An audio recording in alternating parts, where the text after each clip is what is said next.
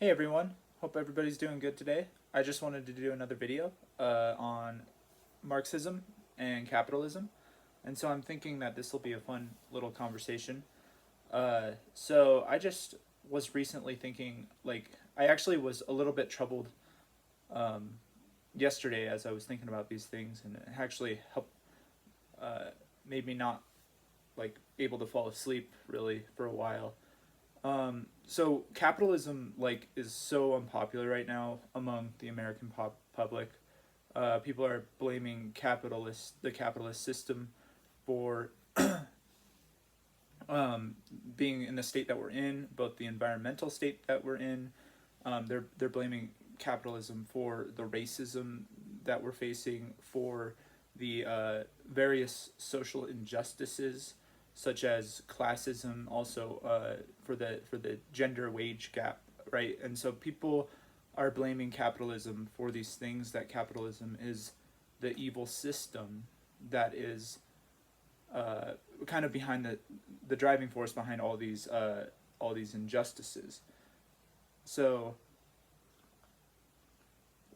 so that's what we got to kind of keep in mind when we're talking about capitalism and Marxism, is that there is a lot of education that is being taught in America and is being pushed in America to endorse Marxism, to endorse that system of thought. And you've probably seen me in other videos. I just wanted to also say my videos are free flowing.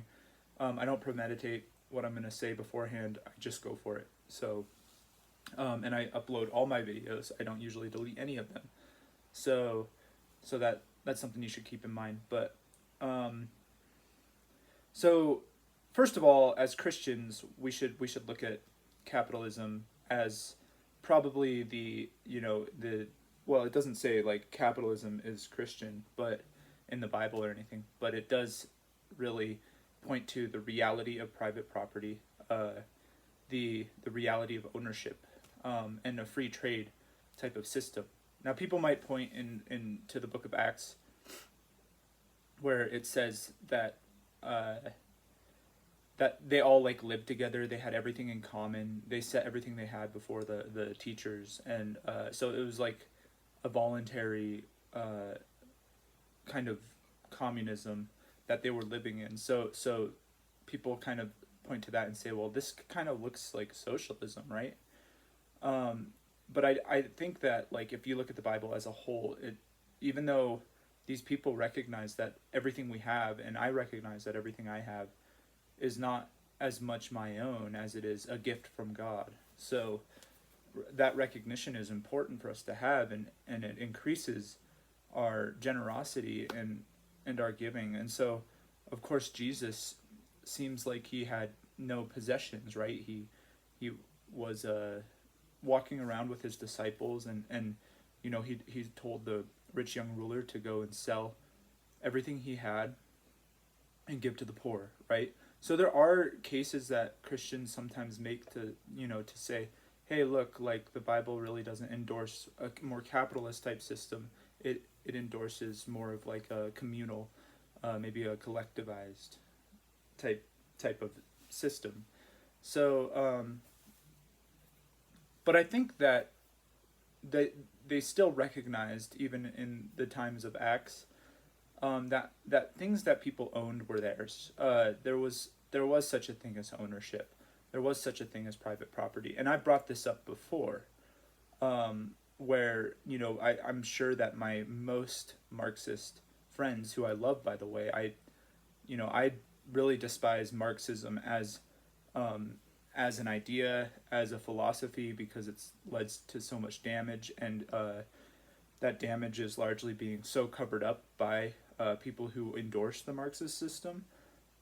The history of the damage of the Marxist philosophy is being soft sugar coated, or covered up entirely, and so but I do love people that I know who are Marxists, and I have great conversations with them all the time, and many of them are very open minded, and many of them do have uh, and many of them are not staunch Marxists, but do kind of want socialism, right?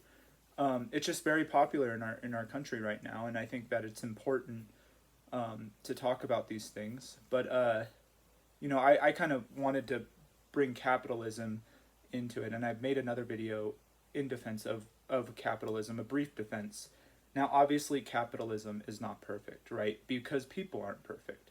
So I saw a meme the other day that somebody posted, and it was talking about billionaires that basically, no matter where you are, if you're in the middle class, you're closer to living in absolute squalor and poverty than you are to being a billionaire. So basically, we should stop lionizing these billionaires, these these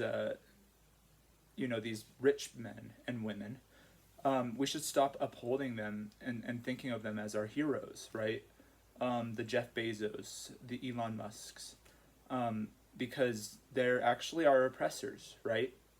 So that's not entirely the case. Now, are a lot of rich people greedy and corrupt? In all probability, yes. But is that greed and corruption a product of a free trade system? No, it's a product of human, especially as Christians, we believe it's a product of human nature. And whether we lived in a communist society or a capitalist society, we would still be victims of human nature coming out and making their way. And so that's what we saw in communist society. It didn't matter that they wanted to diminish private property in order to create to flatten out all the hierarchies. There was still greed and corruption that came in through the party in power. So these things we have to keep in mind when we're talking about capitalism, because capitalism gets such a bad rap. Now, a lot of people point to. Sorry, I gotta get my coffee in me. A lot of people point to monopolies and driving small businesses out of business, and the ruthlessness of some business leaders to make a defense of why capitalism should be done away with and why we need to find a new way to structure our economy in America. Now, I just want to do the get as common sense as I possibly can in this video, because I really am not too much of an expert on the economic principles behind socialism or the economic principles behind free market capitalism. But I'm just approaching these things as a complete layman. But basically, what I would say is, you grew up, a lot of these people who I see at least saying these things, it's not like they're living in squalor and poverty, right? They're living in a pretty good condition. We see homeless people here in Salt Lake City, but they do have a lot of opportunity. They have a lot of help coming from the government and from businesses that have maybe nonprofit organizations who have been started to help these people maybe out of addiction or out of poverty, right? Now, not everyone reaches out for help, but there are tools available, some coming from the government and some coming from privately owned businesses or nonprofits that do reach out to help people. And so America made that possible because it created a place where people had the opportunity to start businesses, to work their jobs, to do. Oh, my phone's ringing. Oh well, I'll call them back. So to have different jobs, to move their so America and capitalism, the way that we have it here structured, is people have upward mobility, where throughout their lifetime, there is a lot of people who are living beneath the poverty line. But what you see in a system like America is that more people move up out of that poverty line over the course of their time. If you think about it, when you're 17 years old and you're working your first job as a barista at Starbucks, you're not going to be making as much as when you're 40 years old and you're the CEO of a company, or you're a stockbroker, right, after you've gotten a college education. So there is an upward mobility through the economic structure and the economic system. So basically, America like gave people a better standard of living than any other system that's that's ever uh, been thought of or created. Sorry, I didn't say that very well, but we see that we see people who are decrying the capitalist structure as being racist, as being sexist, as being anti-environmentalist. Yet, what this has done is it has provided a way out for a lot of people, a way out of poverty, because it provides opportunity, and it does endorse hard work. It endorses it endorses those things, right? So then you have let's see. Sorry, my phone just kind of distracted me because I'm not actually kind of expecting a call, but I want to do this video because I think it's important. So again, like if you're like the most staunch Marxist imaginable, if you believe like Marx was a hero, and we should restructure the economy, we should do away with private property. Private property is a myth of Western colonialist capitalism and Christianity and the patriarchy. Well, what like I said, okay, what if I just barge into your house and make myself a sandwich right now? You probably wouldn't be too stoked. But that's because it's impossible to live to those standards with consistency, because everybody, no matter how generous they are, has some idea of personal ownership, right? That's just a part of our nature. There's ownership, and so I think in the Communist Manifesto, Marx tried to draw the distinction between, what he was trying to get at with the dissolution of private property versus like still having material things. So he said, I don't want people to have less material things. I'm just talking about the dissolution of private property. So that ownership was a myth. So basically, like that runs into problems because everybody owns stuff, and everybody has things that where if you just walked in and you took those things, it would be stealing, right? And we know stealing's wrong. And then the Bible, for Christians who say, well, I don't think there really is such thing as ownership. Well, then why did it say thou shalt not steal? If ownership wasn't actually a thing, there would be no such thing as stealing either, right? So you can't really have both of those things. I also wanted to say that the free trades, I call it, because capitalism has so many negative connotations now, the free trade system. I think a lot of people are against that system because they think that anybody who is like a Bezos or like an Elon Musk or like another billionaire, we can fill in the blank there. Anybody who is one of those things got to that point by oppressing the little man, by taking their workers and oppressing them. Now, I'm not saying that some of these people might not be acting unjustly in the way that they're doing that. They might be paying their workers unfair wages, but they've amassed all this money and this treasure by stealing it from other people. So basically, Thomas Sowell addresses this fallacy in his book Economic Facts and Fallacies, and I'm not an economist, so I didn't really understand. It was really kind of a challenging book for me. But what he says basically is people who say that are operating under the fallacy that there's a certain amount of wealth in the world and it can only be redistributed, but not that they don't take into account that wealth can be generated, it can be created. So in the American society, we have seen a massive amount of wealth created, and people are able to create that wealth based on creating job opportunities, creating businesses, providing services that people want, and really making for a better, even fairer society. And talk about like environmentalism, free trade market being good for environmentalism. You have companies that really do care, like a lot of owners really do care about the environment. They want to help in those ways. So to say that the free trade system has no place advancing our planet and working for a better, more environmental approach to things, I think that they have a lot of skin in the game. And to take away their rights to run their businesses, is harmful, right? And we might see a lot less opportunity for innovation and ecological innovation. So I think that they have a lot of skin in the game for that. And basically, looking at, and this again, I think the basis of what I'm saying is that it falls into the fallacy of like everybody's either an oppressor or an oppressed. Now, when you're talking about rich people being oppressors, that is really a vague line that can become arbitrary and can become anybody you want it to be at the time. It can be your boss because he owns the business and maybe you don't feel like you're getting paid enough.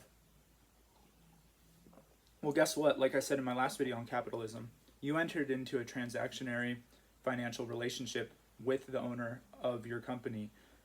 So you made the decision to work there. He made the decision to pay you X amount. You can quit working there and go find another job if you want. If you get better pay at another job, you can ask your owner. You can negotiate with the owner to pay you a higher wage, but you don't deserve to get paid the same wage as the owner because you haven't put enough an equal amount of risk into the business as the owner of the business has. So the owner isn't becoming rich by amassing money that he's stealing from people. He's providing a good or a service, and people are paying him to provide that good or a service.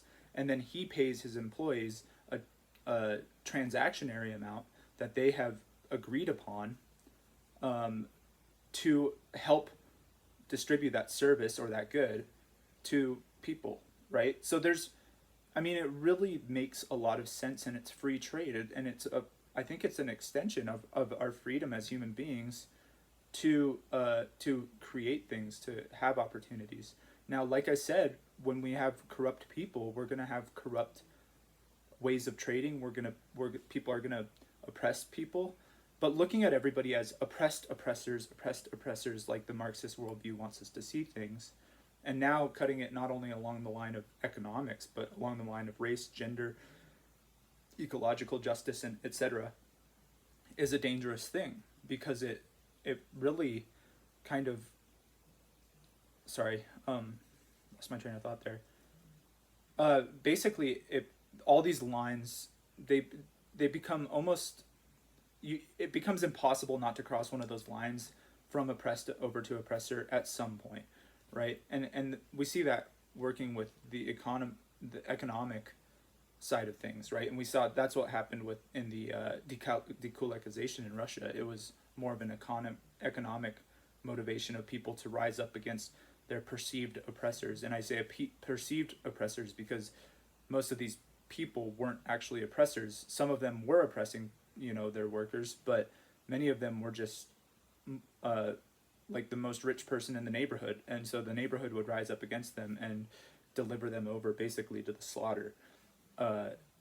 So seeing your next door neighbor who makes $100,000 more per year than you as automatically being an oppressor, and somebody who's in a way, like, it's such a fallacy, but in a way kind of stealing money that you should have had.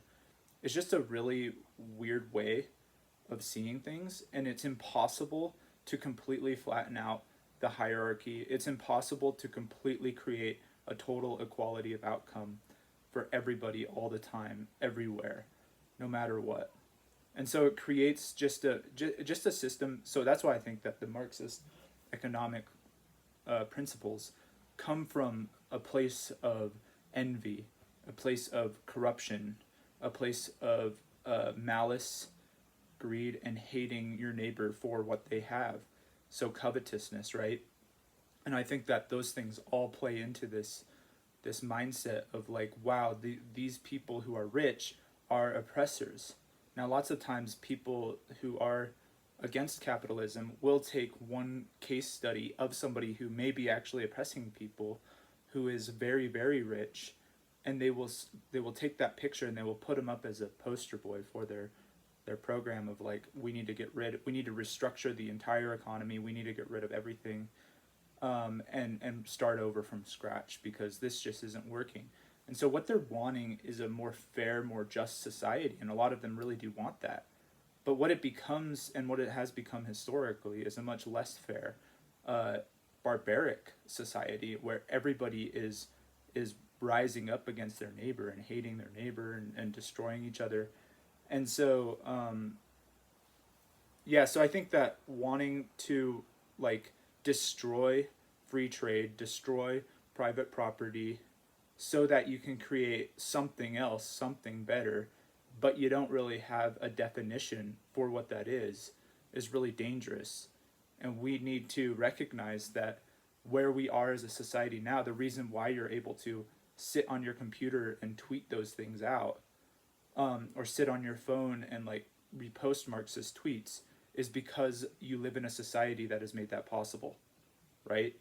And that has happened through freedom of opportunity, freedom of trade, technological innovation that has happened as a result of a capitalist system, as a result of people being able to innovate, people being able to explore economically, technologically, and also to create opportunities for people. The only reason you're able to afford those things is because you have had the opportunity to work. So, anyways, my phone's ringing again, but I'm going to cut it off here, and I hope this was helpful for people who are thinking about communism and Marxism. God bless. Take care. Like, share, subscribe.